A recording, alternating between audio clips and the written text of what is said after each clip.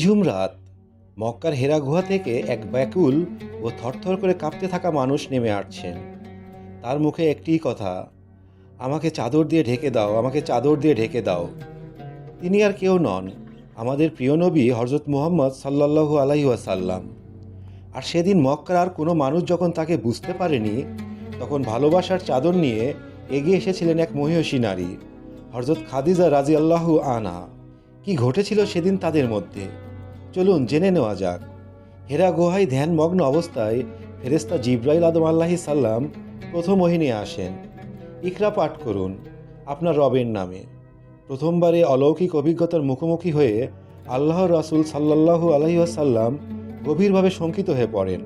শারীরিক ও মানসিকভাবে প্রচণ্ড কম্পিত অবস্থায় তিনি ঘরে ফেরেন। ঘরের দরজা খুলে হযরত খাদিজা রাদিয়াল্লাহু আনহু দেখতে পেলেন তার প্রাণের স্বামী প্রচণ্ড শীতে কাঁপছেন এবং বলছেন, জাম্মিলুনি জাম্মিলুনি, আমাকে চাদর দিয়ে জড়িয়ে দাও। খাদিজা রাদিয়াল্লাহু আনহু কোনো প্রশ্ন না করে, কোনো দ্বিধা না রেখে পরম মমতায় তাকে চাদরের আবৃত করে দিলেন। রাসূল সাল্লাল্লাহু আলাইহি সাল্লামের ভয় ও অস্থিরতা না কমা পর্যন্ত তিনি নীরব থেকে তার পাশে বসে রইলেন। ভয় কিছুটা কমলে আল্লাহর রাসূল সাল্লাল্লাহু আলাইহি ওয়াসাল্লাম খাদিজা রাদিয়াল্লাহু আনহুকে পুরো ঘটনাটি খুলে বললেন এবং প্রকাশ করলেন, খাদিজা, আমি নিজের জীবনের ব্যাপারে আশঙ্কা বোধ করছি। ঠিক সেই মুহূর্তে হযরত খাদিজা রাদিয়াল্লাহু আনহু ঐতিহাসিক বাণী উচ্চারণ করেছিলেন, তা ইতিহাসের পাতায় স্বর্ণ অক্ষরে লেখা রয়েছে। তিনি বলেছিলেন, কখনোই নয়, আল্লাহর কসম, আল্লাহ আপনাকে লাঞ্ছিত বা অপমানিত করবেন না, কারণ আপনি আত্মীয়দের সাথে সুসম্পর্ক বজায় রাখেন, অসহায় ও দুর্বলদের বোঝা বহন করেন, নিঃস্বদের উপার্জনের ব্যবস্থা করে দেন, মেহমানদের যথাযথ সম্মান ও সেবা করেন এবং সত্য বিপদের পথে মানুষকে সাহায্য করেন। কি অসাধারণ বিশ্বাস! রাসূল সাল্লাল্লাহু আলাইহি ওয়াসাল্লাম তখন নবুয়তের দায়িত্ব পুরোপুরি প্রচার শুরু করেননি, কিন্তু খাদিজা রাদিয়াল্লাহু আনহু তার চরিত্র ও মহানুভবতা দেখে আগেই বুঝেছিলেন, আল্লাহ এমন মহান মানুষকে কখনো একা ছেড়ে দিতে পারেন না। এরপর খাদিজা রাদিয়াল্লাহু আনহু তাকে সাথে করে নিয়ে যান তার বয়োবৃদ্ধ চাচাতো ভাই ওয়ারেকা ইবনে নওফালের কাছে, যিনি আসমানি কিতাব সম্পর্কে অভিজ্ঞ ছিলেন।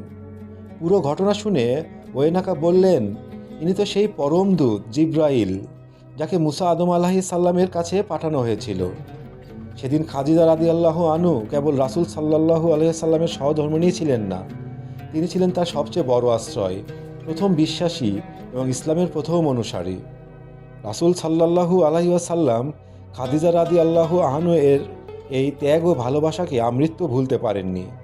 খাদিজা রাদিয়াল্লাহু আনহু এর ওফাতের পর রাসূল সাল্লাল্লাহু আলাইহি সাল্লাম বলতেন, যখন মানুষ আমাকে মিথ্যাবাদী বলেছিল, তখন খাদিজা আমাকে সত্য বলে মেনে নিয়েছিল।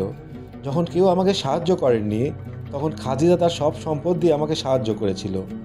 একটি বিশ্বাস ও ভালোবাসার সম্পর্ক কিভাবে কঠিনতম মুহূর্তেও আলোর দিশা হয়ে দাঁড়াতে পারে, রাসূল সাল্লাল্লাহু আলাইহি ওয়াসাল্লাম ও খাদিজা রাদিয়াল্লাহু আনহু এর এই গল্প আমাদের সেই শিক্ষাই দেয়। প্রিয় দর্শক, ভিডিওটি ভালো লাগলে লাইক দিন এবং শেয়ার করে অন্যদের জানার সুযোগ করে দিন। জাযাকাল্লাহু খাইরান।